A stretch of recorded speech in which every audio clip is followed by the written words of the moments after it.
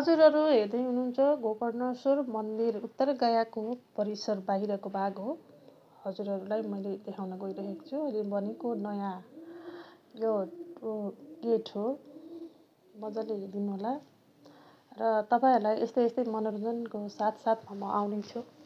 मेरो भिडियोलाई चाहिँ लाइक, कमेन्ट, सब्सक्राइब गरिदिनु होला। बेल आइकनको घन्टी पनि अलमा दबाइदिनु होला, ताकि तपाईँहरू सामु यस्ता यस्ता भिडियोहरू अझै र हजुरहरूलाई मनोरञ्जन पूर्णतया म दिनेछु। अहिले देखाउँदैछु म उत्तर गया गोकर्णेश्वरको काठमाडौँमा स्थित छ। एकदमै पवित्र मन्दिर मानिन्छ नेपालको। इन्जोय गर्नु होला। धन्यवाद।